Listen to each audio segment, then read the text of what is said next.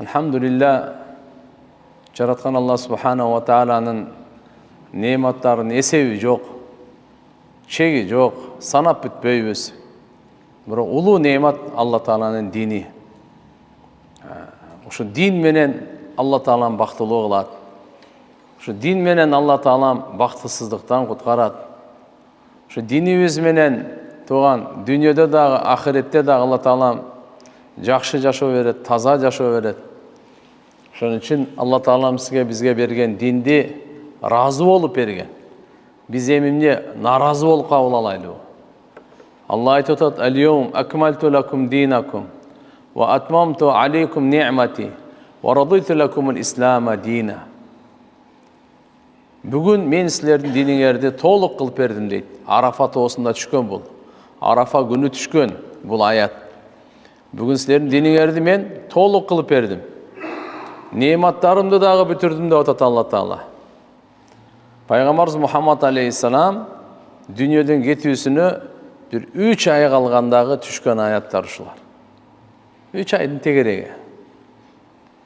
Ошол жерде эми айтып атат Алла Таала: "Бүгүн мен силерге диниңерди толук кылып бердим. Нематтарымды да толук бүтүрдүм. Силерге мен ислам динди разы болуп бердим" дейт ана. "Ва радиту лакумул ислама дина", силер үчүн мен ислам динди разы көрдүм мен. Ыра көргөнүм, разы болуп силерге исламды, дин катары исламды мен разычылыгымды ушуга койдум дейт мына. Ошон үчүн ислам дини бул бир улуттун дини эмес туган, адам заттын дини. Ислам дини бир улуттун дини эмес, бул адам заттын дини туган. Бардык улуттун, бардыгынын дини бул. Ислам актын дагы, каранын дагы, жаштын дагы, карынын дагы, арабтын дагы, араб эместин дагы, бардык адаммын деген адамдын алхамдулилля ошонун дини туганда. Алла Таала акыркы өзүнүн динин ислам. Инна дина индаллахил ислам. Тынчтыктын аты менен даңазаланган. Бир кишинин аты менен эмес, bir uruğunun, uluttun, bir nesnenin atı menen emez. Bizim dinimiz tınçlıktın atı menen dаңazalangan. Assalam, tınçlık. Şunun için tuğandar Allah Teala'ga çeksiz şükürler olsun. Ötkönкү sabakta zikir boyunca ayttık ele. Allah Teala Kur'an-ı Kerim'inde ya eyyühellezine amanu zkurullaha zikran ketira.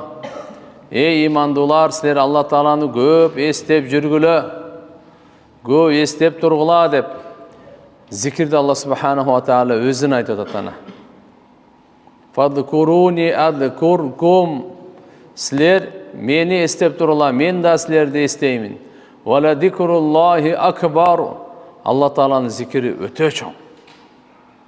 Allah'ını istegen adam öte baktılуу adam. Allah'ını unutkan adam baktısız adam. Allah'ını istegen adam utat. Allah'ını istebegen adam utkurat. Kaygıga batat. Şunun için Allah Subhanahu wa Ta'ala'nı biz her avalda esteybiz. Жаратканды кантип эстебейбиз? Көз берсе, сүйлөп аткан тилди берсе, чайнап аткан тишти берсе, ойлонуп аткан мээни берсе, бардык мүчөлөрдү Алла Таалам берсе.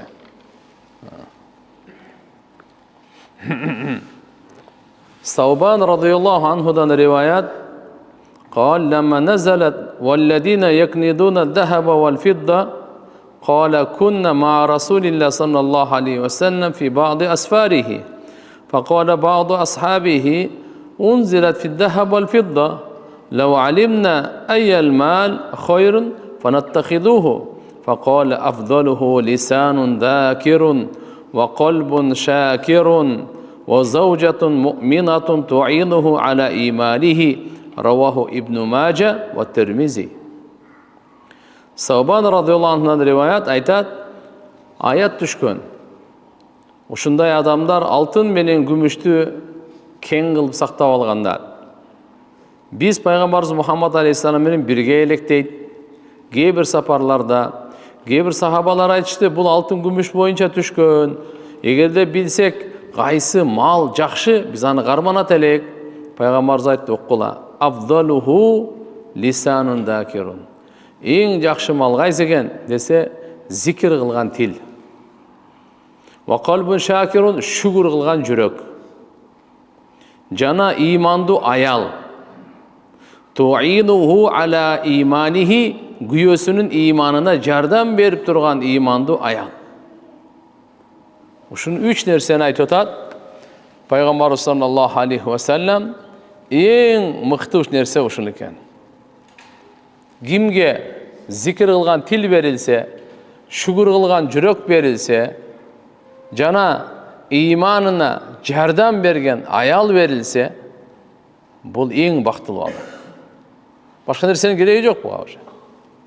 Тили машалла зикирде, жүрөгү шүгүрдө, иманына жардам берген Алла Таалам иманды аял берсе дейт. Ибн Аббас радıyallahu anhumadan риваят, Пайгамбарыбыз саллаллаху алейхи ва саллям айтат: "Арбаун ман утияхунна фақат утия хайрад дуnya вал ахира." Төрт нерсе бар dedi Пайгамбарыбыз. Кимге ошол төрт нерсе берилсе, дүние ахиреттин жакшылыгы берилди ага дейт. Қалбан шакиран, шүгір қылучы жүрек. Валисанан дакиран, зикір қылучы тил. Ва баданан алал балаи сабиран, қиыншылыққа сабыр қылған дене. Ва заужатан ла табғихи хубан фи нафсиха ва малихи. Хубанды манысы күні. Демек, ушындай аял, ал күйесіні өзінің жанында дағы қиянат қылбайды, күнөө қылбайды, күйесінің мал мүлкінде дағы қиянат қылбайды, күнөө қылбайды. Ушул төрт нерсе кимге берилсе, дүние ахиреттин жакшылыгы берилди буга. Биринчиси мына ушу айтып атат. Зикир кылган тил, шүгүр кылган жүрөк, сабыр кылган дене, жана аял. Иманды аял сизге тийип калса, өзүнүн жанына да кыянат кылбаган, мындайча зынага барбаган деген сөз. Экинчиси, өзүнүн күйөөсүнүн мал мүлкүнө да кыянат кылбаган. Аны жакшы сарптап, максаттуу, багыттуу иштеткен. Күйөөсүнүн таап келгенин ар жакка чача берип, исрапкерчиликке ар нерсени ала берип, ар кандай арам нерселерге түрткү боло берип, жок. Ушундай төртөө кимге берилсе, дүние ахиреттин жакшылыгы берилди дейт. Зикир кылган тил, шүгүр кылган жүрөк, балеге сабыр кылган дене, жана аял.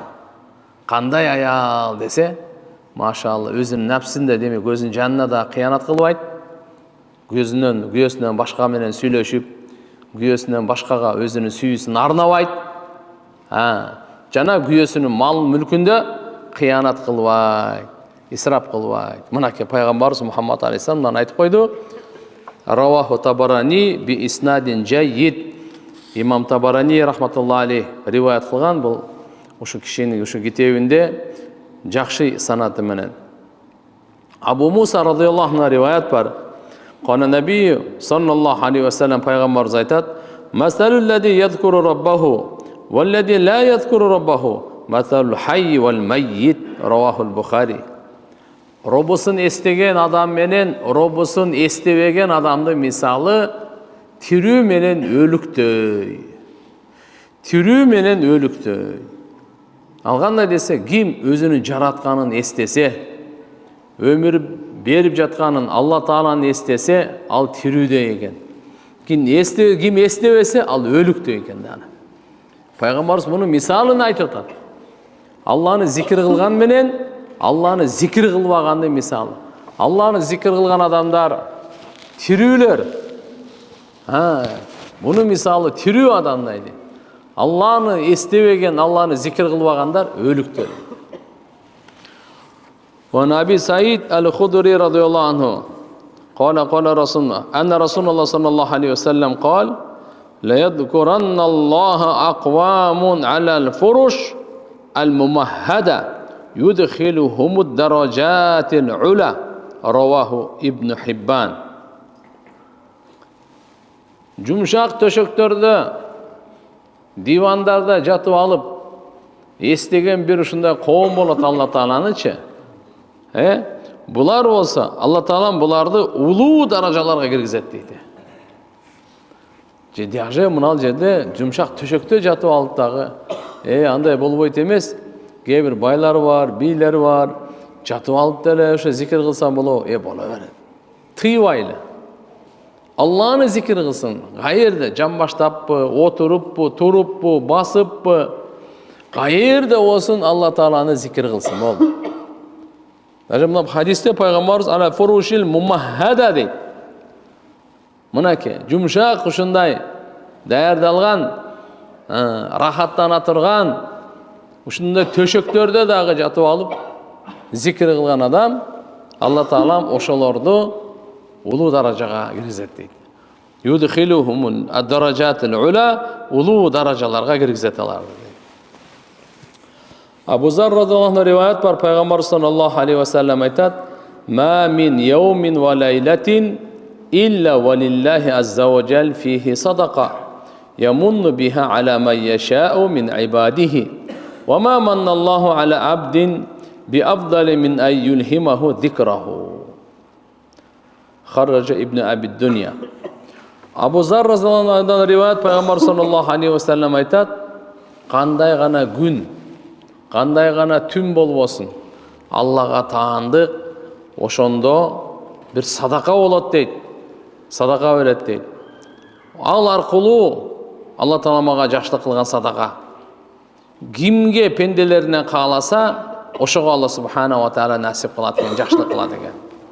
Жана Алла Таала пендеге зикирге мүмкүнчүлүк, товфик бергенден дагы абзелирээк жакшылык бербейт дейт.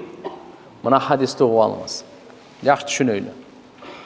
Кимге Алла Таалам өзүнү эстегенге товфик берсе, ошол адамга Алла Таалам эң улуу даража, эң абзел жакшылыкты берди деген сөз. Мынакей туган.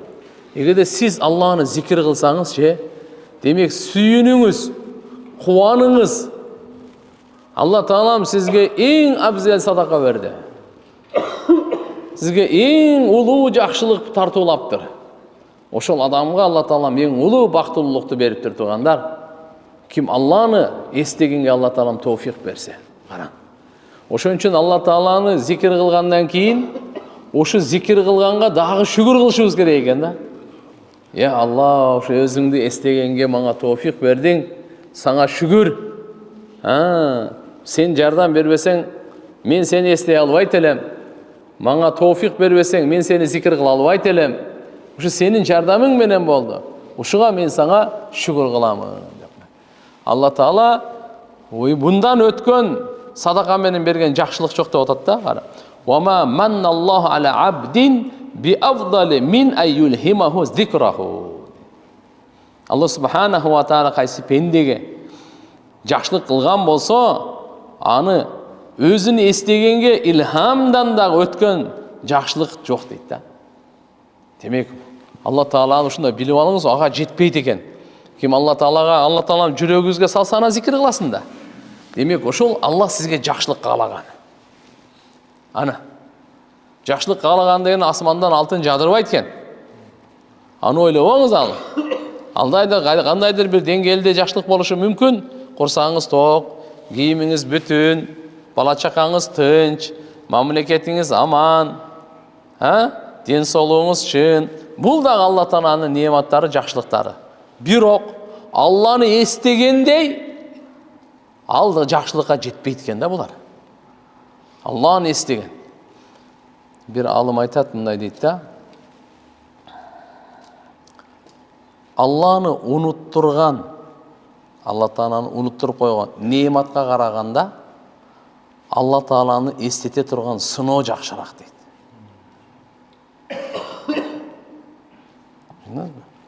Алланы унуттуруп кое турган неаматтар, байлыкка караганда Алланы эстете турган кембагал жакшыраак. Алланы эстете турган кембагал жакшыраак. Алланы унуттуруп кое турган ден соолукка караганда Алланы эстете турган ору жакшыраак болуп калат. Демек, Алланы эстете турган бул нерсе жөнөкөй нерсе эмес экен. Эң улуу нерсе экен. Эң улуу жакшылык экен. Кайсы пенденин жүрөгүнө Алла Таала ушуну салса, өзүнүн эстөөсүн салса, буну билип коюңуз, Алла Таала ошол пендеге андан дагы чоң жакшылык кылган эмес да, эң чоң жакшылык ушул. Мына хадистин мазмуну кандай. Ошон үчүн туугандар, Алла Таала кайсы пендени жакшы көрсө, өзүн эстеткен да. Кайсы пендени жакшы көрсө, Алла Таала мага дин берет. Дүниөнү жакшы көргөн, жакшы көрбөгөнү тегиз эле бере берет. Абу Муса радıyallahu anh риваят бар, пайгамбар саллаллаху алейхи ва саллям айтат: "Лау анна раджулан фи худжрихи дарахима яқсимуха ва ахару ядкуруллах кана зикру лиллахи афдал." Раваху Табарани. Bir kişi үйүндө дирхам күмүш акчалары бар. Ошону элге садака кылып берип атат. Башка bir kişi болсо Алланы зикиринде алек. Кимиси абзел десе, Алланы зикир кылып отурган киши абзел дейт, карачы. Садака берип отургандан дагы Алланы эстеп отурган киши абзел дейт. Ва ахар ядкуруллах кана зикру лиллахи афдал. İmam Ahmad, İmam Tabarani, Muaz radıyallahu anhudan rivayet keltirişet. Peygamberimiz sallallahu aleyhi ve sellem dan aytat mındaydı. Peygamberimizden bir kişi soraptır mındaydı. Ayyul mujahidin a'zamu ajran. Allah'ın yolunda cihat kılgan, gazat kılgan, oşolordun ulu sovovu kimisi ulu sovovu alat. Qaysıl mujahid a'zamu ajran sovovu uluğra. Peygamberimiz aytdı, aktaruhum lillahi tabaraka ve taala zikran. Алардын кимиси Алла Тааланы көп зикир кылса, ошол эң улуу сооп алат экен да. Мисалы, 1000 аскер турат. Бардыгы машалла чоң газатка аттанышты. Ошолордун эми сообу, эң абзел сообу ким алат десең, ким көп зикир кылса. Андан кийин ал сурады. Fa ayy saimin a'zam ajran. Орозо туткандардын кимиси улуу сооп алат? Баарыбыз мына жерде ушу баарыбыз орозо тутуп атабыз. Бирок баарыбыздын орозобуздун сообу бирдей болбойт экен. Баарыбыздын орозобуздун сообу бирдей болбойт. Баарыбыз сооп алабыз. Бирок эң абзел, эң улуу сооп ким алат десеңиз, а'зам ажран. Эң улуу сооп ким алат десеңиз, актарухум лиллахи табарака ва таала зикран. Кимиси көп зикир кылса дейт. Орозону баарыбыз кармадык мынакей. 100 киши кармадык, 200 киши, 1000 киши кармадык. Кыргызстан машалла миллион киши кармадык. Бардыгы сообу бирдей болбойт. А'зам ажран сообу эң улуурагы ким зикирди көп кылса. Орозо мен да туттум, бул деле тутту. Мен зикирди көп кылсам, сообу меники улуураак болот экен. Сиз кылсаңыз сиздики. Андан кийин ثم ذكر الصلاة والزكاة والحج والصدقة كل ذلك ورسول الله صلى الله عليه وسلم يقول أكثرهم لله تبارك وتعالى ذكرا. Кийин пайгамбардан намазды сурашты. Баарыбыз эле намаз окудук. Ошондой эле баарыбыз эле закет берип атабыз, баарыбыз эле ажылык кылып атабыз, баарыбыз эле садака берип атабыз. Ушулардын сообу кимисинки көбүрөөк десе, кимиси көп зикир кылса.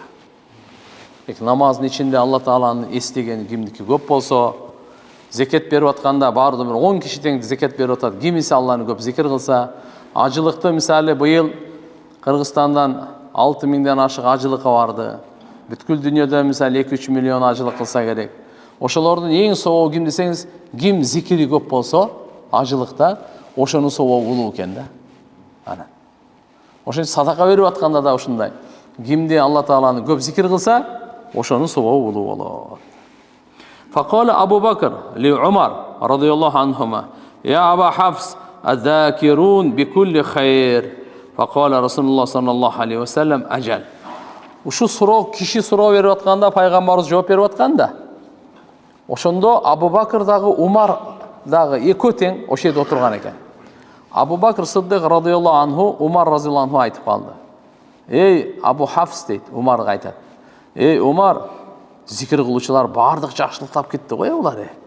Се пайғамбарымыз айтты, ажал, тура айтасың деді. Ова деді мынакей. Демек, қайсы амалда ким көп Алланы естесе, мына ошол адам улуу сауап алат экен. Муаз ибн Жабал радияллаху анхудан риваят, пайғамбар саллаллаху алейхи ва саллям айтат: "Лейса ятахассару ахлул жанна илля аля саатин маррат бихим, ва лам ядкуруллаха та'ала фиха." Раваху Табарани вал Байхақи. Бейіштіктерше, бейішке кіргенде дағы өкінет екен. Еми барымыз түшінеміз, капырлар өкінсі, күнөкөрлөр өкінсі, өкінет ақиретте. Ақиреттен бір аты бар, қиямат күнден, яумул хасра деп қояды, өкініш күнде алшы. Бардығы. Бірақ бейіштіктер дағы өкінет дейді. Несіне өкінет десеңіз, бұл дүниеде Алланы зикір қылбай бекер өткөрген сааттарына, бекер өткөрген минуталарына өкінет екен. Охо, бір саат телефонды қара отыра өртмін да. Зикір қылсам чық қап деп. Бейішке кіргенден кейін де өкініш болады екен. Себептігіне тияқта Алла Таалам бере тұрған белектері әрбір зикірге, әрбір субханаллаға, әрбір алхамдулиллаға, әрбір Аллаху акбар, ла иляха иллаллаға қанша улуу сауап даражаларды береді. Ошоны көріп алғаннан кейін бұл дүниеде бекер өткөрген сааттарға, бекер өткөрген минуталарға өкінет екен да. Бейіштер өкінет дейді. Қайсыға? Айтып отады: "Аля саатин маррат бихим ва лам ядкуруллаха та'ала фиха." Алла Тааланы естебей өткөрген уақыттарға өкінет екен. Демек, бейіштіктер өкінөбі десе, өкінет. Неге өкінет?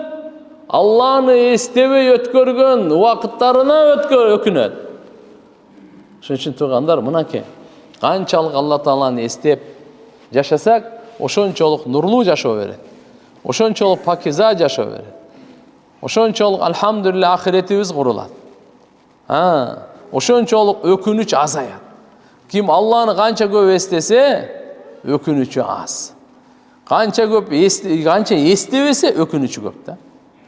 Мұнаке, хадисте Алла субхана ва тағала, пайғамбарымыз Мұхаммад алейхиссалам айтып қойды: "Лейса ятахассару ахлил жанна." Бейіштіктер ешқандай хасрат қылбайды, өкін қайғырбайды. Илля аля саатин, бір еле қайғыра тұрғаны ушындай уақытқа маррат бихим ва лам ядкуруллаха та'ала фиха, Алланы естебей өткөрген саатқа ғана, уақытқа ғана олар өкінеді. Айша радиаллаху анха енемізден риваят айтады, пайғамбар саллаллаху алейхи ва салламдан мындай деп айтып жатқан ұққамын дейді: "Ма мин саатин тамурру би ибни адам лам ядкуруллаха фиха би хайр илля тахассара алейха яуман қияма." Адам баласы Алланы естебеген, Алла Таалаға Алланы жақшылық менен естебеген адам баласына өткен уақытқа қиямат күні сөзсіз өкінеді. Демек, Алла Тааланы Құран оқысаң, бұл Алланы естеп отады. Намаз деле Алланы естеп отады. Зикір деле Алланы естеп отасыз. Дуада деле Алланы естеп отасыз. Демек, ушунун бардығы Алланы естеуге келет туғанда. Құранда Алла Таала мындай дейді да: "Ақимус салата ли зикри." Бисмилlah.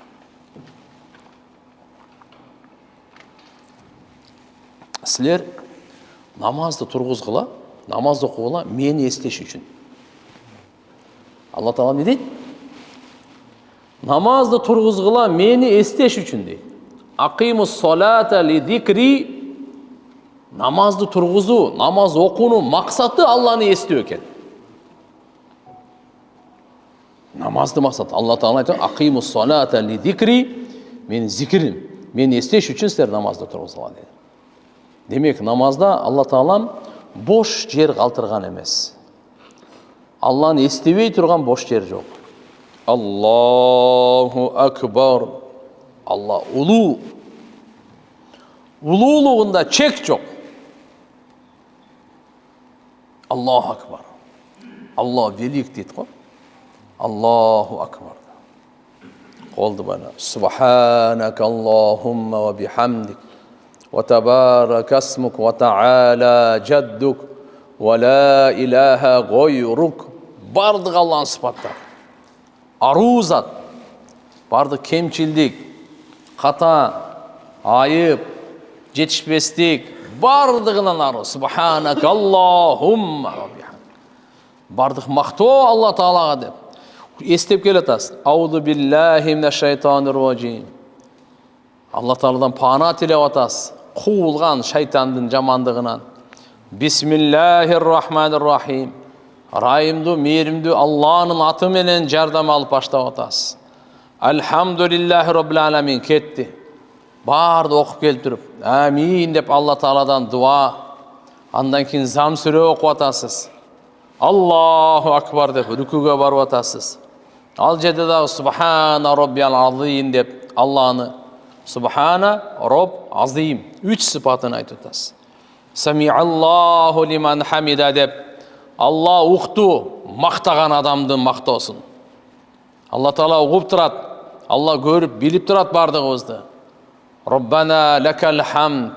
Аллахумма роббана лакал хамд хамдан касиран таййибан мубаракан фи деп Аллаға дағы хам саналарды айтып атасыз. Аллаху акбар деп сәждеге бардыңыз.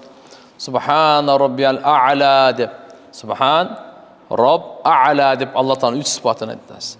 Отырғандан кейін Аллахумма гфирли, Аллахумма гфирли, Аллахумма гфирли. Алла Тааланың кешірімді сыпатын естеп, өзіңізді күнәкөр екеніңізді естеп, мені кешіргін деп. Екінші сәждеге барғанда дағы Аллаху акбар деп барып атасыз. Қайрадан Субхана роббиял а'ла деп. Екінші рекетке тұрғанда Аллаху акбар деп тұрып атасыз. Сіз мұндай арқасынан изілдеп келсеңіз, ассаламу алейкумға чейін пустой жер жоқ. Бош жер жоқ. Вообще бош жер жоқ. Қаншалық ұзын сүрелерді оқысаңыз, қаншалық ұзын зикірлерді қылсаңыз, қаншалық ұзын дуаларды қылсаңыз, Аллаху акбар. Ошончалық намаз нұрланат. Қаншалық ихлас болса, ошончалық қуатталат. Намазыбыз шанду, жанду. Ошондай намаз еми адамды арамдан тоқтатады. Ошондай намаз Алла Тааланың аршын тақылдатат. Бейіштің ешігін ачат. Мына ошондай намаз ертеге таразада салмақты. Пилсиратта нур, қабырда нур бола тұрған намаз ушул намаз.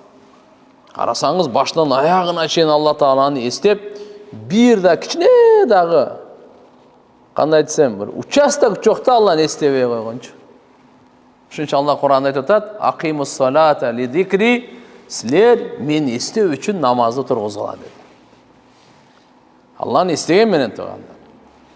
Ама хадистеги манагы азыркы биз айтып атканыбыз Айша энебиздин риваят келтирип пайгамбарыбыз айтып атпайбы? Адам баласы Алланы жакшылык менен эстебей койсо, сөзсүз кыямат күнү бушайман жейт. Бушайман болот, өкүнөт. Буну адамзаттын мырзасы айтып атат пайгамбарыбыз Мухаммад алейхиссалам.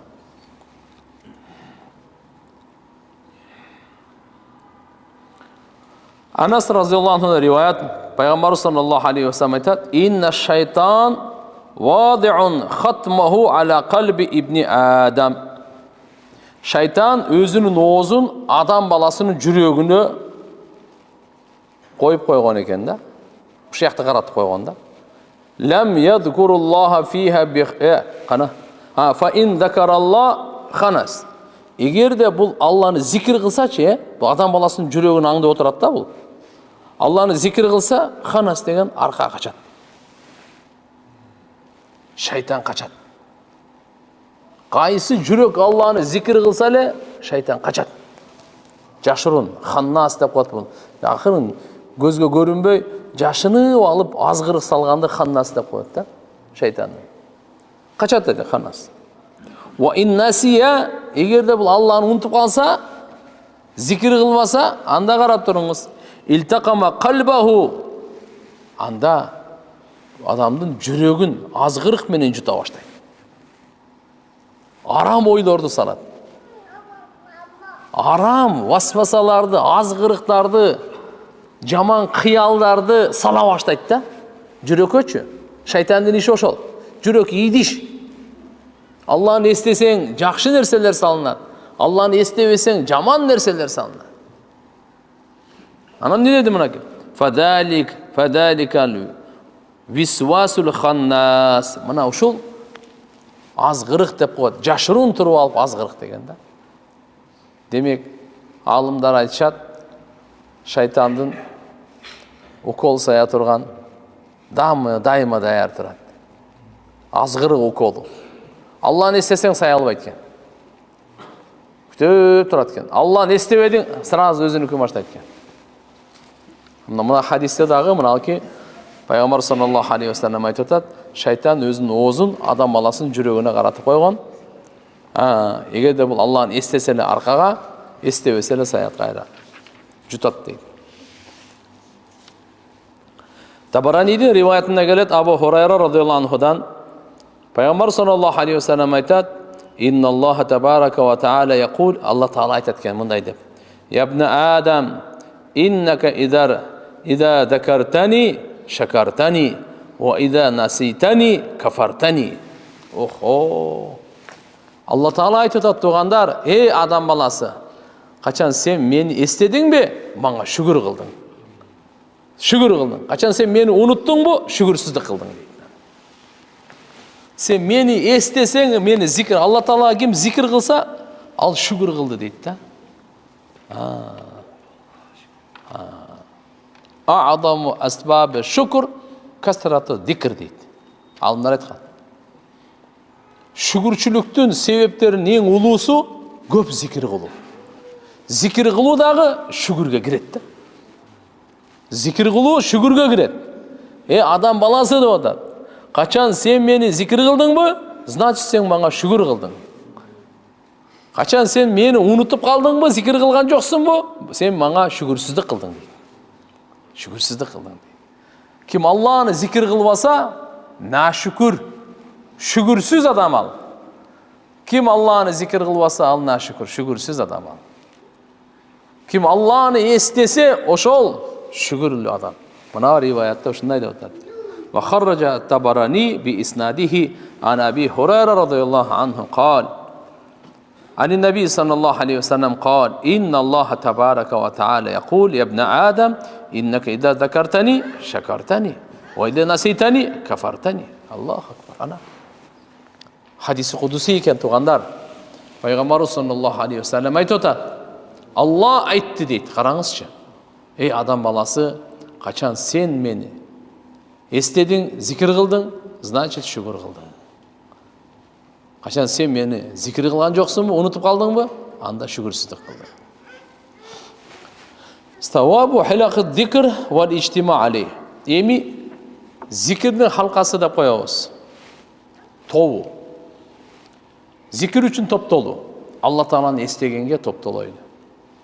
Келиңиздер бир Алла тааланы бир эстейличи бир. La ilahe illallah. Айтыңыздарчы барыңыздар. La ilahe illallah. La ilahe illallah. La ilahe illallah. Алла угучу.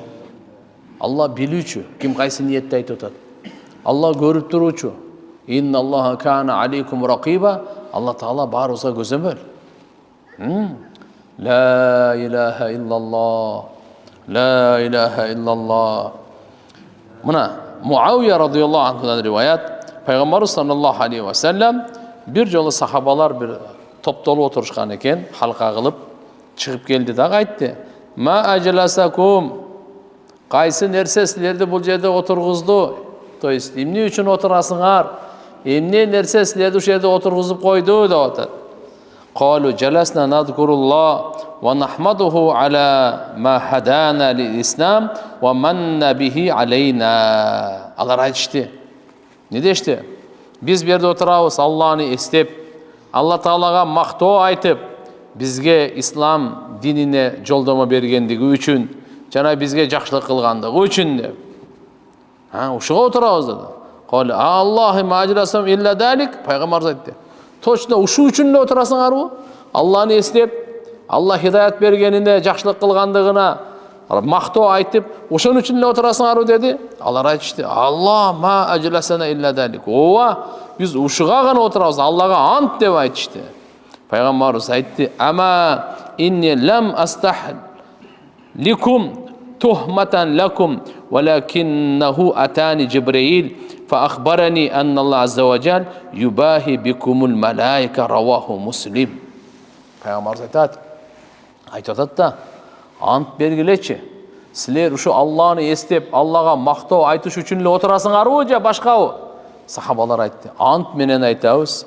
Биз бул жерде Алла Тааланы эстеп, зикир кылып, жана Алла Таала бизге иман, ислам бергендиги үчүн, хидаят бергендиги үчүн ошого мактоо айтып отурабыз" деди эле.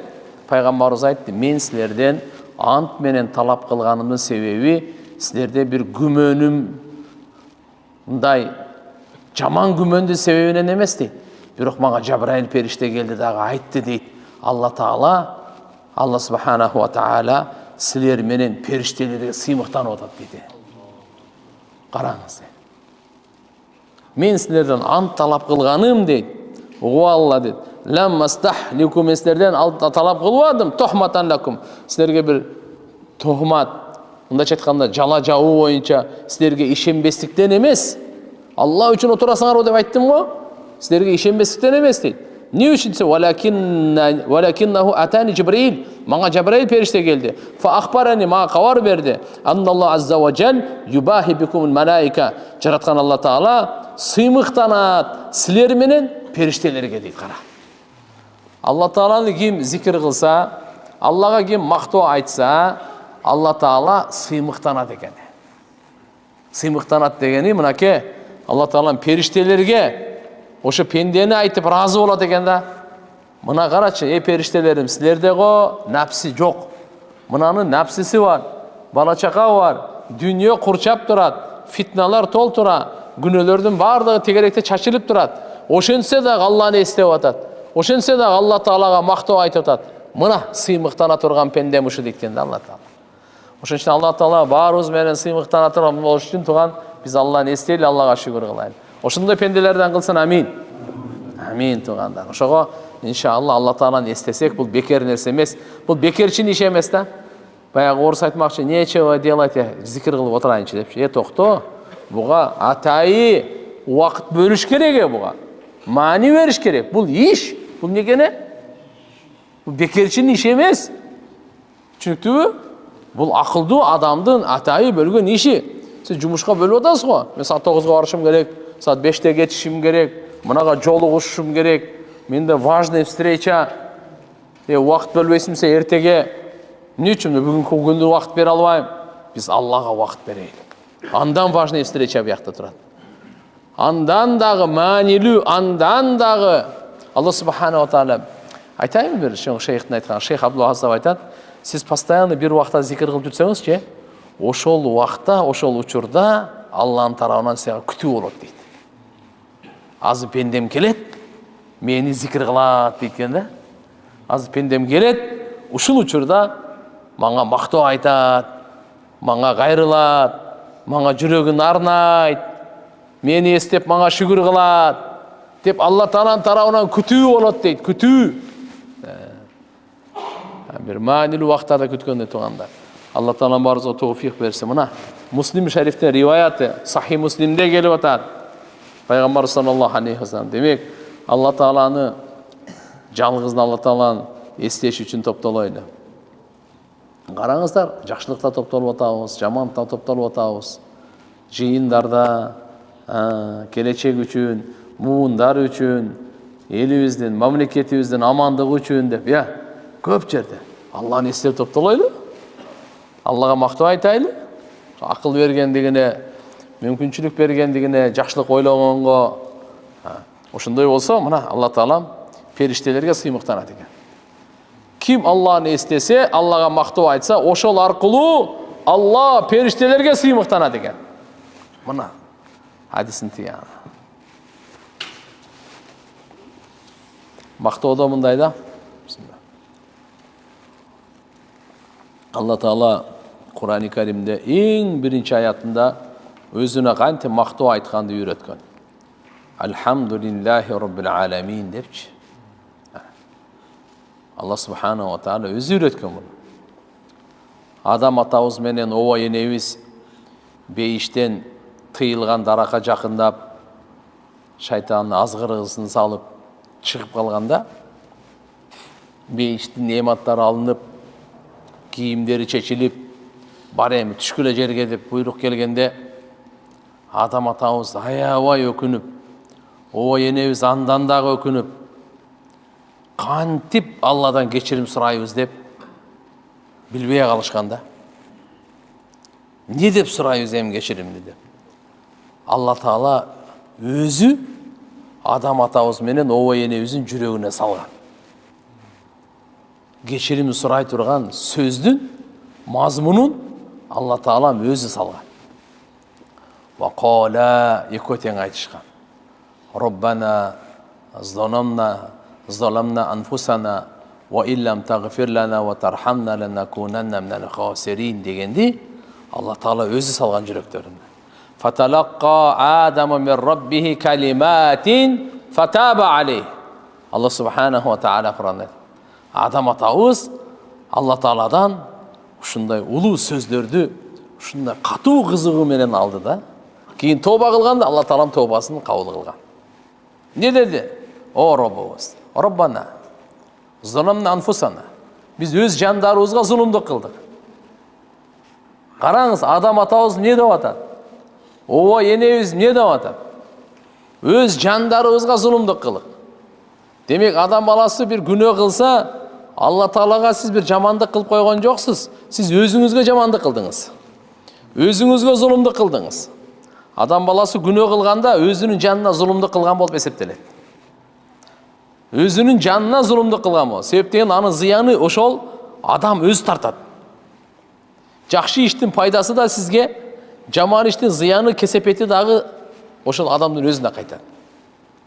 Ошон үчүн айтып атат: Роббана заламна анфусана. О жан, Роббубуз, өз жандарыбызга зулумдук кылдык. Эми сен бизди кечирбесең, сен бизди райымыңа бөлөбөсөң, анда биз зыян тартуучулардан, кыйроочулардан болуп калабыз. Бактысыздардан болуп калабыз. Ошон үчүн бизди кечиргин, бизге райым кылгын деген дуа да. Ошо сыңарындай тугандар, Алла Субханаху ва Таала бизге өзүн мактаганды дагы өзү үйрөткөн. Адам атабыз менен оба энебизге кечирим сураганды үйрөткөндөй эле, Алла Таала бизге дагы өзүнө кантип мактоо айтабыз, өзү үйрөткөн. Өзү үйрөткөн. Куранда бир аят бар. Жаттап алсак өтө жакшы болот. Айтып жүрсөк, машалла, амал кылып, башкаларга жеткирсек кандай? Алхамдулиллахиллади хадана ли хада. Ва ма кунна линахтадия лаула ан хаданаллах. Деген аят. Бардык мактоо Аллага болсун. Мына ушул нерсеге, жакшылыкка, иманга, таквалыкка, илимге, ибадатка тоофик берген, хидаят берген Аллага мактоо болсун. Эгерде Алла Таала хидаят бербегенде, тура жолго бизди салбаганда, биз тура жол тапмак эмеспиз деген аятта. Алла кимди тура жолго салса, ошол тура жол табат. Ошол адам тура жолдо жашайт. Ошол адам өмүрүн тура жолдо өткөрөт. Кимге Алла Субханаху ва Таала тура жолго көрсөтүп салып койсо. Алхамдулиллахиллади хадана ли хада. Мына ошо иманга, исламга, ихласка, ихсанга Алла Субханаху ва Таала жолдомо бергендиги үчүн чексиз шүгүрлөр болсун. Мактоо, алкышлар болсун Алла Таалага. Алхамдулиллахиллади хадана ли хада. Ва ма кунна линахтадия лаула ан хаданаллах. Биз тура жол табуучу эмес элек, таппайт элек, эгер Алла бизге хидаят бербесе. Ошон үчүн туугандар, ар учурда алхамдулилла аля кулли хал, бардык абалдарда Аллага мактоо болсун деп айтып жүрө берейли. Кыйналсак дагы Аллага мактоо болсун. Курсанчылыкта дагы Аллага мактоо болсун. Ооруксак дагы, ден соолук жакшы болсо, курсак ток, ачка, айырмасы жок, кыжалатсызбы, кандай болбосун, алхамдулилла дейли. Не дейли? Алхамдулилла дейли. Пенденин айта турган иши ушул. Пейіндерін қыла тұрған іші ушул, айта тұрған сөз ушул болуш керек. Қандай болса, Алла перзент берді, альхамдулилля. Даже перзент бербей қалды. Ушуға деле альхамдулилля. Себеп Алла Таала билет, данышман зат. Кейде ооруп калат, адам баласы жакшылык жамандыктын ортосунда болот.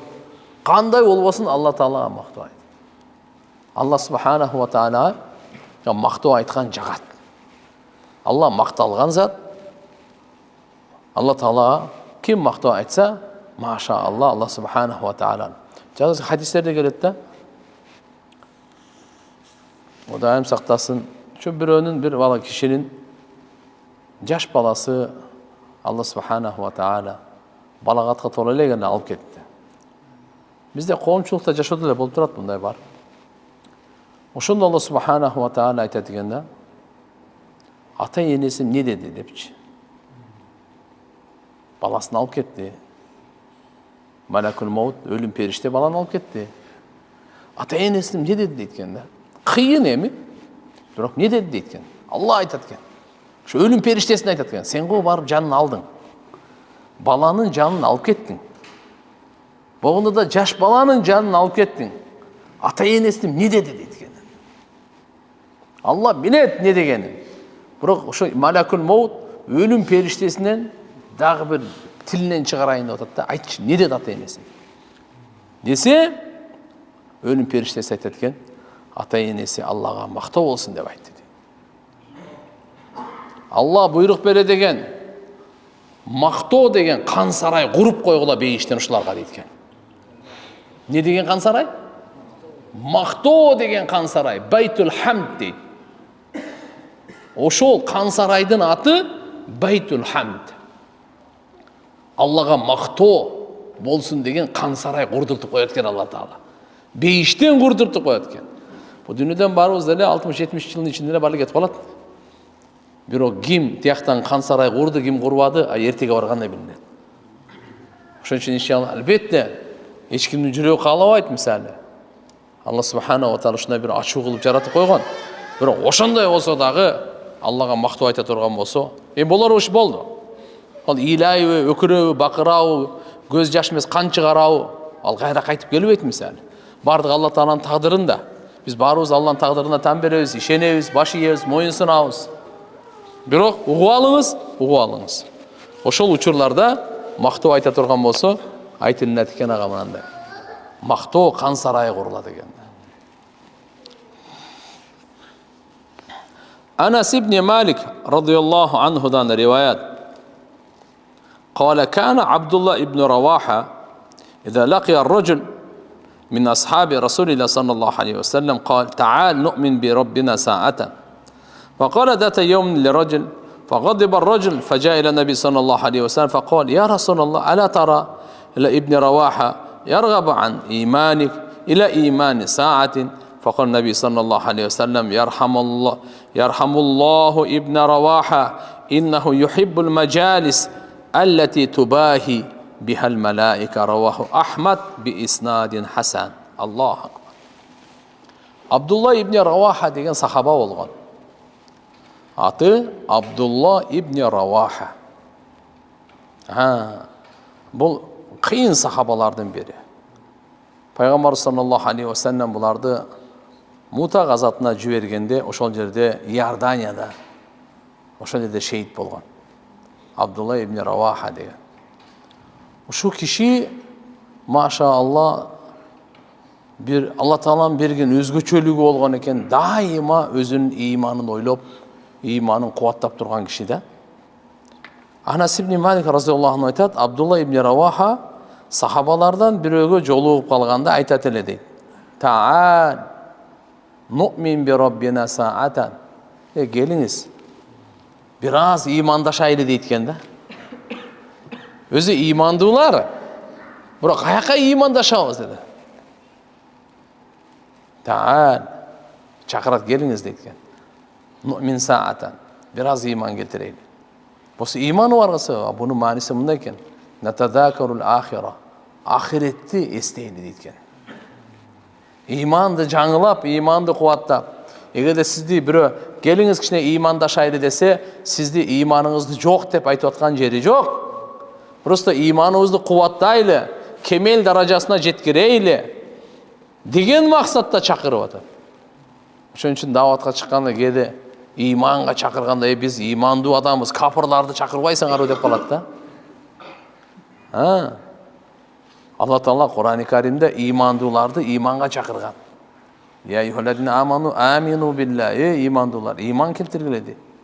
Биз имандуу адамбыз, каяка иман келтирели десе, токто. Сенин азыркы негизги жалпы иманың жетишсиз. Кемел даража, толук иманга ана келтиргенге. Кудум ушундай Абдулла ибн Раваха сахабаларга жолукканда айтат эле. Таал, муъмин би раббина саатан. Келиңиз, Роббубузга бир аз иман келтирейли депчи.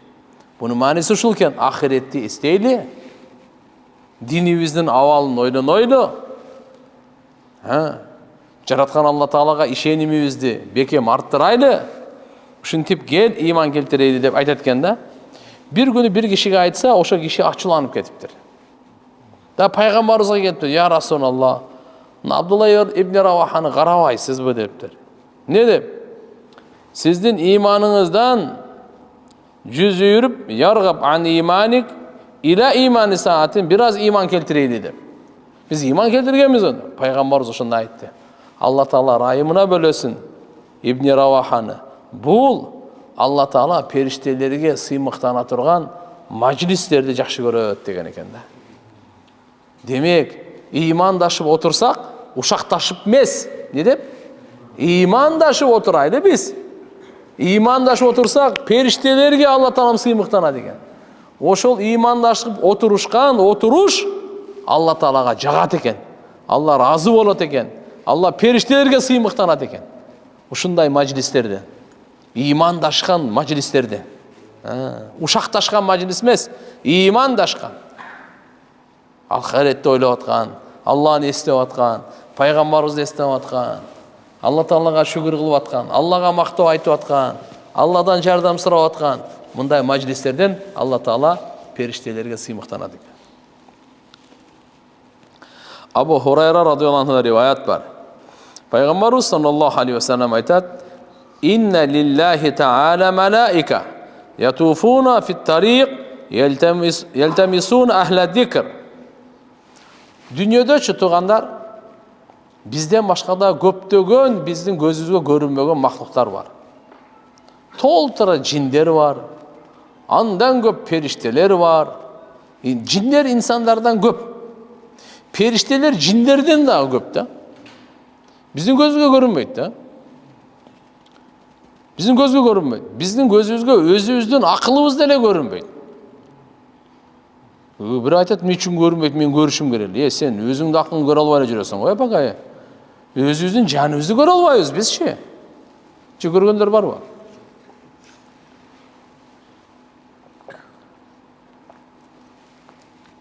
Gözgө görüнгөн нерсеге ишенип, görünmөгөнгө ишенбей, görüнгөн бар, görünmөгөн жок деген бул туура эмес идеология бул. Doğru emес ал. Adamın en bağlı nerseleri gözü görünmeydi. Adamın en bağlı nersesi akıl. Bu gözü görünmeydi da. Adamın bağlı nersesi deney emес can da. Bu gözü görünmeydi da. Can var, oşon üçün biz kıymıldap, tiyaq. Can çıkıp ketkendeki bu deneyin hiç kimge gereği yok. Naborot korkut adamlar. Oğru jugat. Сразу алып барып эртерээк узагыраак алып барып көмүп койгула дейт го. Мына туугандар, башка жака өзү өтпөйүн. Пайгамбар саллаллаху алейхи ва саллям айтат хадисте: Алла Таалага таандык периштелер бар. Мен бир нерсе айтып кетмекчимин да, периштенин түрлөрү көп. Кээ бир периштелер только таваф кылат, ибадат. Кээ бирлер только рүкүдө, кээ бирлер только саждада. Кыямат күнгө чейин саждада. Kıyamet günü için rüküde, kıyamet günü için kıyamda, kıyamet günü için qadada, kıyamet günü için bular bardığı arganda ibadatlarda. Gebir perişteler ırıskıga dayındalgan. Gebir perişteler sur tatkanга dayındalgan. Gebir perişteler can alganга dayındalgan. Gebirleri olsa amal жазганга. Gebirleri saktaganга. кейбірлері қабырдан сұрақ бергенге, кейбірлері дозоқты азаптағанға, кейбірлері бейіште рахат бергенге. Бейішке кіргендерге періштелер салам айтады. Бейіштің періштелердің аты Ризван деп аталады. Дозоққа періште дайындалған аты Малик деп айтылады. Періштелер түрлері аябай көп. Ошол дағы періштелердің бір түрі жер бетінде қыдырып жүршеді екен. Аллахның періштелері жер бетінде ятуфуна фит тариқ, жолдорда қыдырып жүршеді екен. Елтамисуна ахла зикр, зикр иелерін издешеді екен бұларчы. Фаида ваджаду қауман ядкурун Аллах азза ва жал танадау. Бұларчы Аллахны естеп атқан бір қауым, бір топты адамдарды көріп қалса, сразу бири-бирин чакырышат экен. Халумму иля хажатикум. Издеп жүргөндө биз таап алдык. Периштелер, наркы көчөдө жүргөндөрчү. Бери келе, өзүңөрдүн кажетиңер буякта дейт экен. Издеп жүргөн максатыңар бар го, мынал жерге келгиле дейт экен. Анан фаяхуфунахум би ажнихатихим минас самаи дуnya. Бұлар өздерінің қанаты менен ушуларды қорчап ушунчалык көп екен, дүния асманда чейин жетет дейт. Фаясалухум раббухум ва хува а'лам бихим. Жараткан Алла Таала билип турса дагы булардан сурап коет. Не деп? Ма якулу ибади. О периштелерим, менин пенделерим эмне деп айтып атышат өзү? Деп коет экен да. Бу жерде угуп алыңыздар. Алла Таала билип туруп эмне үчүн сурайт деген бир суроогочу. Періштелер бір учурда адам баласы жаралғанда қарсы шыққанда. Адам баласының жаралғанына періштелер қарсы шыққан. Ошон үчүн Алла Таала азыр періштелерден сурап коет, мен пенделерим не кылып атышат өзү? Эмне деп атышат өзү депчи. Алла билип эле турат. Періштелер анан айтат экен да. Не деп айтат? Мындай дейт экен. Якулуна юсаббихунака субханаллах деп атышат. ويكبرونك الله أكبر دواتشات ويحمدونك الحمد لله دواتشات ويمجدونك سن أولولاب عيت واتشات لا إله إلا الله كلمة التمجيد فيقول الله تعالى تتكن هل رأوني الله مين görüştür görbeyle zikir kılvatşat Subhanallah elhamdülillah la ilahe illallah Allahu akbar depçi Allah Taala perişan etken, alar meni görüşüp durdu. Alar aytat, fayaqul la, joq alar görüşkön emes. Wallahi ma ra'auka, Allah'a ant seni görgön emes etken. Fayaqulu, Allah Taala etken, kayfa law ra'auni. Perişteler Allah'ını göröt. Hem Allah Taala aytat, egerde meni görse alar kanday zikir kılmak deyt da. Oşonda perişteler aytat eken, لو رأوك لكان أشد لك عبادة وشد تمجيدا وأكثر لك تسبيحا. Oho, egerde sizni göre turgan bolsa, anda zikirdi katu küçültmek bular.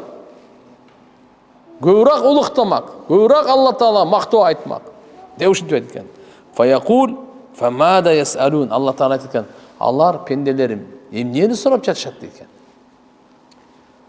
Yaquluna perişteler aytadigan, "Yasalunakel janna." Beyiş sorap atat seni. Beyiş sorap atat dep. Allah Taala aytken, "Hal ra'auha?" Beyişteler görüp durbu. Dese, "Joq, la vallahi ya Rab, ma ra'auha." Allah'a ant, beyişinizdi görgön emes alar. Dep perişteler жооп берет экен. Allah aytken, "Fa kayfa law ra'auha?" Egerde beyişte alar görgöndө kандай bolmok deytken. Yaquluna law annahum ra'auha كانوا أشد عليها حرصا وأشد لها طلبا وأعظم فيها رغبة. Egerde bular beyişti görgöndöчү, anda aga talaptары daha күчөймөк, катуу болмок, улуу болмок кызыгуулары дейткен. Allah Subhanahu wa Taala aytкен, "Mimma yata'awwaduna." Алар эмнеден пана тилеп атышат дейт. Алар айтат экен, "Минан нар", дозоктун отунан пана тилеп атышат. Allah Taala aytken, "Wa hal ra'auha?" Dozoktu görüştürmü dese, Allah aytat, "Joq. La vallahi ma ra'auha." Allah'a ant içip aytабыз, görüşkön emes dep. Allah aytat, "Kayfa law ra'auha?" Egerde dozoktu görüşkönde kanday bolmok dese, "Law ra'auha kanu ashadda minha firaran." Anda azırgo pana tilep atat. анда каду качышмак. Ва ашадда лаха махафатан. Bundan da катара коркушмак деп. Ушунун бардыгы болгондон кийин андан Алла субхана ва таала фаяқулуна алар айтат экен. Фа ушхидукум анни кад гафарту лахум. Алла таала периштелерге мен силерди күбө кылып коеюн, ушу пенделердин бардык күнөөлөрүн кечирдим дейт экен да. Кал рави айтатындай дейт. Якулу малак минал малаика, периштелерден бир периште мындай дейт экен. Фихим фуланун лейса минхум иннама жаа ли хажатин. Булар зикир кылып отурушканда, анын арасынан бир киши келип калыптыр да, өзүнүн эле проблемасы менен бирөөгө учурашканга келсе керек да, бир бизнесине сурайын деп. Жөн эле келип кошулуп калган. Ошондой дагы бар го десе, Алла таала айтат экен: "Хумул жуласа ла яшка жалисухум." Бул ушундай отургандар, Алла тааланы эстеп отургандар, ушундай бактылуу адамдар, булар менен ким кошулса бактысыз болбойт деген экен. Мына туугандар, бул риваят Равахул Бухари ва Муслим. Бухариде дагы, Муслимде дагы келет сахих хадис. Мен ушуну жыйынтыктап мындай кылып айтып берейин. Демек, Алла тааланын көптөгөн периштелери бар. Кээ бир Алла тааланын периштелеринин иши, алардын кызматы жер бетин кыдырып, зикир кылган адамдарды издешет. Зикир кылган адамдарды көчө кыдырып издешет. Бир коом Алла тааланы зикир кылып, бир канча бир мажили адамдарбы, 5өбү, 10өбү, 3өбү, 20өбү, 100бү, же бизге окшогон бир жамаатпы Алланы эстеп атса, ошо периштелер буну таап алгандан кийинки периштелерди чакырат дейт. Кажетиңерге келгиле, издеп атканыңарды биз таап алдык, келе бергиле бияка деп. Алар келип, анан кийин кара канаты менен курчап, райым асманга чейин көтөрүлөт дейт мынакей. Жараткан Алла таала бирип турса дагы бир сурап коет экен: "Пенделерим, эмне деп атышат?" дейт. Ана. Эмне деп жатышат алардын айтканы эмне деп. Бир аны. Субханаллах, альхамдулиллах, ла илаха иллаллах, Аллаху акбар. Ушуларды айтып атышат дейт мына. Демек, зикирдеги негизги сөздөр мына ушу төртөө экен. Субханаллах, альхамдулиллах, ла илаха иллаллах, Аллаху акбар. Бул периштелердин зикири туган. Бул төрт сөздөн өткөн улуу сөз жок аламда. Бул төрт сөздөн өткөн нурлуу, улуу сооптуу сөз жок аламда. Бүткүл дүйнөнүн сөзүн таразанын бир ташына коюп, ушу төртөөнүн бирөөсүн эле таразанын бир ташына койсоңуз, бардыгын басып салат мына. Кыргызча, өзбекче, казакча, тажикче, уйгурча, дүнганча, орусча, арабча, фарсча, дүйнөдөгү канча тил бар, канча сөз бар, бардыгын таразанын бир ташына койсоңуз, жакшы сөздөрдү айтып атам, жаман сөздөрдү эмес. Экинчи ташына бир субханалланы койсоңуз, субханалла бардыгын басып салат. Ошон үчүн субханаллага жетпейт, альхамдулиллага жетпейт, Аллаху акбарга жетпейт, ла илаха иллаллага жетпейт тугандар. Ошон үчүн иншалла көп ушуларды, ушу сөздөрдү айтайлы. Тилибизди зикирге көндүрөйлү. Мынаки Алла субхана ва таала сураганда не деп айтып атышат дегенде, алар субханалла деп атышат, альхамдулилла деп атышат, Аллаху акбар деп атышат, ла илаха иллаллах деп атышат деп. Кийин Алла субхана ва таала эмне деди? Булар мени көрүптүрбү десе, жок, көргөн жок. Көрсө кандай болот эле? Бул зикирди да күчөйтмөк да. Элестетиңиз, биз көрбөй ушунча зикир кылып атабыз. Алланы көрсөк кандай кылабыз? Анан Алла таала сурайт экен: "Пенделерим менен эмнени сурап атышат өзү?" Адам мындай да, мактоо бар го, мактагандын аркасынан суроо дейт. Мурда ушу падышаларды акындар чыгып алып мактайт. Комуздар менен, домбуралары менен мактайт. Анан мындай бир мешочукты алып туруп, таштап коет. Алтындар. Алар кайра баштайт анан. Мактагандын аркасында суроо дейт. Түшүнөсүңүз? Алланы мактап атабыз. Аркасынан бир нерсе биздерди сурап атабыз. Эмнени сурайсың сен? Алланын бейишин сурап атабыз. Эмнеден пана тилеп атабыз? Дозогунан пана тилеп атабыз. Алла таала бейишин сурап атат десең, бейишти көрүптүр, жок, бейишти көргөн эмес. Көрбөй эле ушунча сурап атышат. Ооба. Көрүшкөндө кандай болот десе, ойбой. Бейишти көрбөй туруп пайгамбарыбыз айтты деп ушунча сурап атабыз. Эгерде бейишти көрүп калса, совсем да.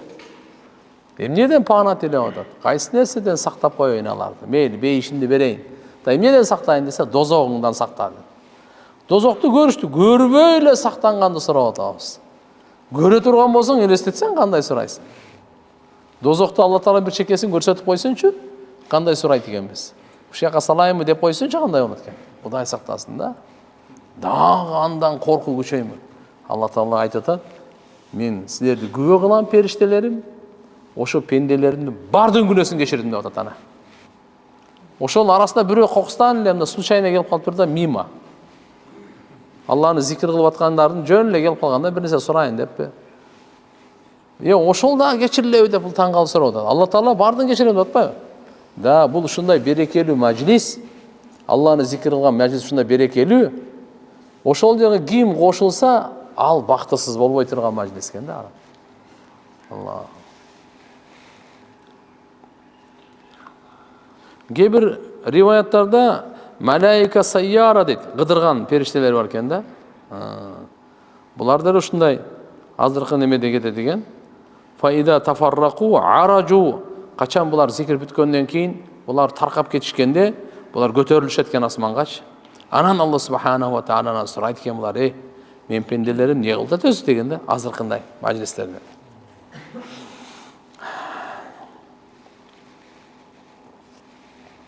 Абу Саид Худри радhiyallohu anh риваят бар. Пайгамбарыбыз саллаллаху алейхи ва саллям айтат: Алла айтат экен кыямат күнү: "Сая'ламу ахлул жам мин ахлил карам." Ман ахлил карам. Ман ахлил карам. Фақила: "Ва ман ахлил карам я Расулаллах?" Қала: "Ахлу маджалис зикр." Раваху Ахмад ва Ибн Хиббан. Эртеге кыямат кайым болгондо Алла Таала айтат экен: "Бүгүн ушул кыямат күнү топтолгон адамдардын бардыгы ахлул карам" дейт. Ахлу карам дегени сый урмат ээлери, берешен ээлери. Ошолорду таанышат экен, ким экенин дейт. Пайгамбарыбыз сурашты: "Ал берешен элдер ким болот?" десе, зикир ээлери болот дейт. Ошонун бардык адамзат өзүнчө таанып турат экен да. Алла Таала аларга өзгөчө нур берсе керек да, тааный турган. Анас радhiyallohu anh риваят, Пайгамбар саллаллаху алейхи ва саллям айтат: "Ахлу маджалис каумен иджтамау язкурун Аллах азза ва джал ла юридуна бидалик илля ваджха илля надахум мунадин мин ас-сама ан куму магфуран лакум кад буддилат сайyiатукум хасанат." Раваху Ахмад.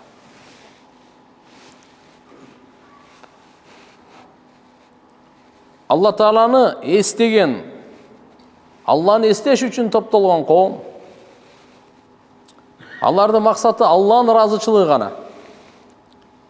Ушуларга асмандан бир жарчы жар салат экен. Силер күнөөңөр кечирилген абалыңарда тургула, акыйкатта силердин бардык катаңар соопко айландырылды дейт экен. Эгерде Алла Тааланы эстеш үчүн биз топтолсок, жана биздин максатыбыз дүнүйө эмес, саясат эмес, бирөөнүн айыбын ачып, бирөөнүн үстүнөн шылдыңдап, бирөөнү сындап, андай эмес. Калыс Алланын ыраазычылыгы үчүн топтолойлу дагы, Алланы эстейли. Ушуларга асмандан жарчы жар салат дейт. Не деп? Силер күнөөңөр кечирилген абалда тургула все дейт. Силер канча күнөө алып келсеңер, ошонун бардыгы соопко айландырылды, эми сооп менен кайткылат экен да. Күнөө кечирилет өзүнчө, ошо күнөөлөр кечирилип эле калбастан ордуна сооп жазылдырат экен. Канча? 1 тонна күнөө болса, 1 тонна сооп. Периште жар салат. Куму магфуран лакум. Күнөөңөр кечирилген абалда силер тургула дейт. Зикир кылып бүттүңөр, эми бар курсаңар той козгола же үйүңөргө барып жаткыла. Бирок күнөөңөр кечирилген абалда баргыла. Жөн эле эмес, код буддилат сайyiатукум хасанат. Силердин катаңар соопко айландырылды. Катаңардын бардыгы, кемчиликтердин бардыгы соопко айландырылып туруп, эми кете бериле дейт экен. Жөн эле күнөө кечирилип кетпейт экен. Ошонун бардыгы соопко айландырылат экен дагы, анан кете бериле дейт экен. Куму магфуран лакум. Кандай деген улуу жар. Периште бир жарчы жар салат мынакей. Объявление да? Күнөөңөр кечирилген абалда тургула. Бардык ката күнөө кемчилдигиңер соопко айландырылды, эмкете бергиле дейт. Мынандай турган. Бул бардыгы эмнеден? Алла үчүн топтолуп, Алла үчүн зикир кылгандар. Алланын гана ыраазычылыгын издегендер. Башка эч нерсенин кереги жок. Курсагыбыз тойсун деп, кажетибиз бүтсүн деп, элдер бизди сыйласын деп, дагы бир башка нерсе деп. Жок. Алла эле ыраазы болсо болду. Бизге ушул максат үчүн топтолгонбуз. Ушул максат үчүн биз Алланы зикир кылып атабыз. Башка эч кандай талабыбыз, эч кандай үмүтүбүз, каалообуз жок. Бир гана Алланын ыраазычылыгы. Мына айтып атат. Ядкуруналлах азза ва жал ла юридуна бидалик илля вajha. Ушу зикирдин максаты Алланын ыраазычылыгы үчүн гана болсо. Эгерде зикир кылып, максат Алланын ыраазычылыгы үчүн болбой калса, анда чатак. Анда мына сооптор, мына ийгиликтер берилбейт деп. Ошон үчүн Алланын зикири Алланын ыраазычылыгы үчүн болуш керек. Шайтан азгырат. Ар кандай кылат. Сени укмуш адамдар айтсын, укмуш Алланын зикирин кылат. Машаалла, аулия. Дайыма Алла Тааланы эстеп жүрөт, дайыма колунан таспих түшпөйт, дайыма тилинде Алланын зикири, эч кимди ушактабайт, эч кимди жамандабайт, даже лишний сөз сүйлөбөйт. Бул машаалла. Шайтан ушул жактан кирет да. Шайтан көбүнчө жакшы адамдарды жакшы амалдарына кыйынсынтыртып жок кылат дейт.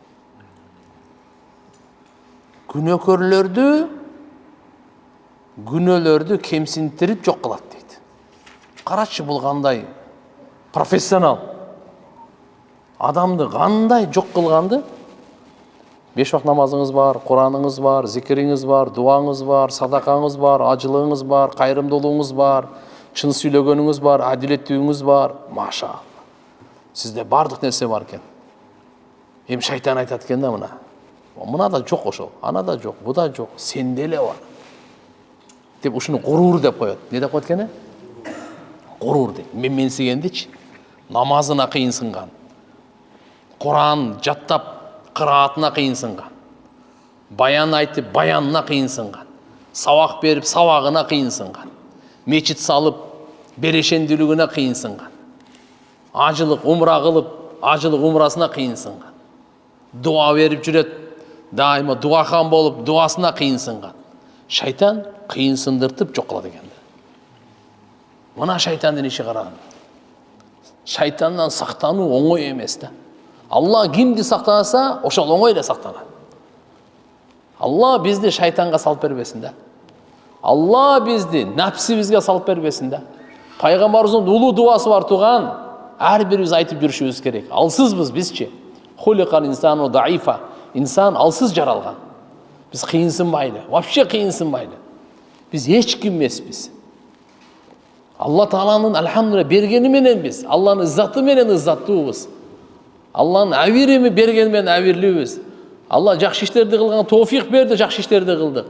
Өзүбүздүн кыйындыгыбыздан эмес. Күнөөдөн сактанганыбыз Алланын жардамы менен, өзүбүздүн кыйындыгыбыздан эмес. Я хайю я койюм би рахматика настагис аслих лана ша'нана кулла ва ла такилна иля анфусина тарфата а'юн. Алла Тааладан дуа кылайлы. Я хай я койюм. Я хай Алла тирүү зат. Койюм бүт ааламды тургузуучу зат. Акылуу эки сыпат. Хай деген тирүү зат. Я койюм бардык ааламды тургузган зат. Бирахматика настагис дегени сен райымдуулугуң менен сенен жардам сурайбыз. Алладан жардам сурап атабыз, Алланын райымдуулугун ортого салып. Алла сен райымдуулугуңду ортого салып туруп, сенен жардам сурап атабыз. Эмнеге? Аслих лана ша'нана кулла. Биздин бардык иштерибизди оңдоп бер. Жардам сураганыбыз ушул. Биздин бардык иштерибизди оңдоп бер. Мен аялым оңдоп бер, баламды оңдоп бер, кызымды оңдоп бер, дүниемди оңдоп бер, динимди оңдоп бер. мамилемди оңдоп бер, мүнөзүмдү оңдоп бер, ишенимимди оңдоп бер, жүрүм турумумду оңдоп бер. Я Алла, менин бардык иштеримди оңдоп бер. Анан угуп туруңуз, акыркы сөздү. Вала такинна иля анфусина тарфата аюн. Бизди өзүбүздүн напсибизге көз ирмемчилик убакытка да тапшырба. Даже ушу көз ирмемчилик, көз ачып жумганды көз ирмем деп коебуз, ушунчалык дагы тарфата аюн. Ушунчалык убакыттагы бизди напсибизге тапшырып бербе. Ушунча убакыт тапшырып берсең, биз өлдүк анда. Ошон үчүн Алла Тааладан сурайлы, я Алла, бизди шайтанга тапшырба, напсибизге тапшырба, душманга күлкү кылба. Кимге? Шамататил аъда деп коет. Пайгамбар пана тилеген. Аллахумма инни ауду бика мин жахдил бала ва даракил шақа ва суил қада ва шамататил аъда. Я Алла, душмандын мен үстүмө күлгөндөн сакта. Душмандын мен үстүмө күлгөндөн сакта. То есть мен кичине туура эмес нерсе кылып алсам, ушу душман, ушуну көрмөктө, шылдыңдап, ушу андай мындай. Душмандын күлгөнүнөн сактат. Демек тугандар, мына дуаны жаттап алат. Я хайю я кайюм би рахматика астагиз. Аслих ли шани кулла ва ла такинни иля нафси тарфата айн. Эгерде жалгыз болсок, эгерде жамаат менен дуа кылсак, азыркында я хайю я кайюм би рахматика настагиз. Аслих лана ша'нана кулла ва ла такилна иля анфусина тарфата айн. Аз мен силерге буга чейин котормосун айтып бердим. Мына ушу мазмун. Улуу дуа. Пайгамбарыбыз Фатима энебизге үйрөткөн дуа. Улуу дуа. Ла илаха иллаллах. Демек, мен айтып аттык эле, биз айтып аттык эле, жакшы адамдарды шайтан өзүнүн жакшы амалдары аркылуу жок кылат экен да. Кандай жамандар, жакшы амалдар аркылуу десе, жакшы амалдарына кыйынсындыртып жок кылат дейт ана. Жакшы амалдарына не кылдыртып? Кыйынсындырып, гурурландырып, менсиндиртип турган. Ал эми мукассирин деп коет. То есть мындай күнөөкөрлөрдүчү, аларды кантип жок кылат ал? Анын жакшы амалы вообще жок өзүнүкү.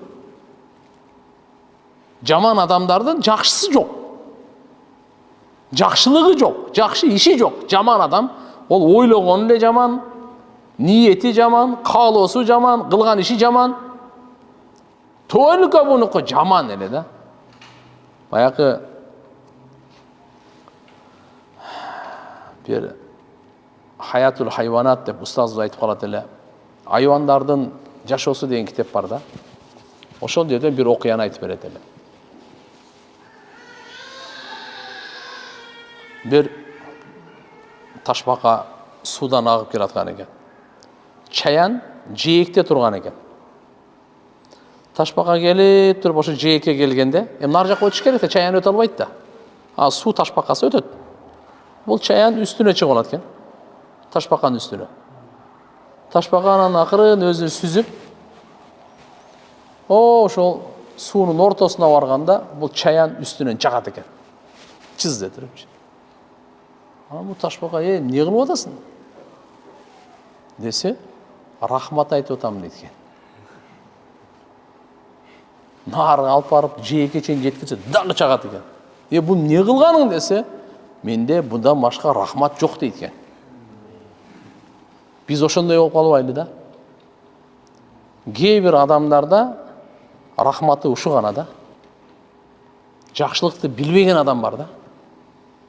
Жакшылык кылсаң, жамандык кыла турган. Мейли жамандыкка жамандык түшүнүктүү. Жакшылыкка жакшылык түшүнүктүү. Жакшылыкка жамандык кылып атат, бул кайсы инсан? Бул инсандын өңүндө айван десек жакшыраак болуп калат. Жырткыч десек, чаян, жылан да. Жыландын рахматы только чакмайда, башка жок да. Анда эмне башка пайда? Ошондо устаз айтат элем, биз ошондойдон Алла Таала бизди сактасын да. Геп эмне кетет эле. Аллахумма салли ала Мухаммад.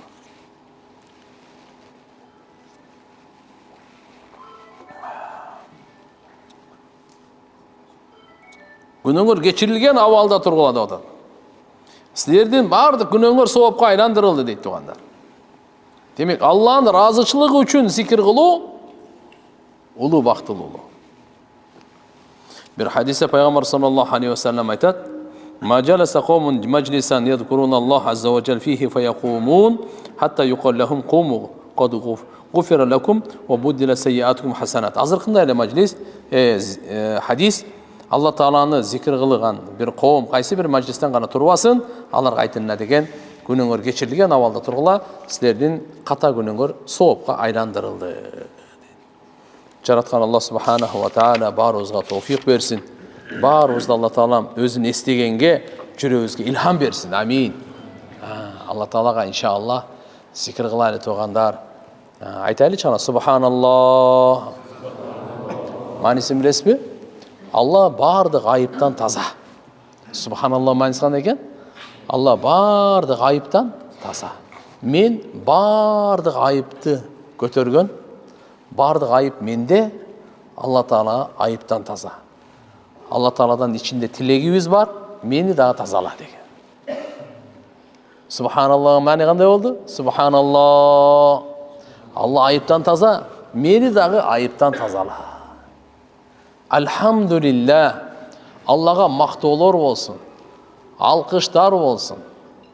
Алла Subhanahu wa Ta'ala бардык сыфаты камал деп коет.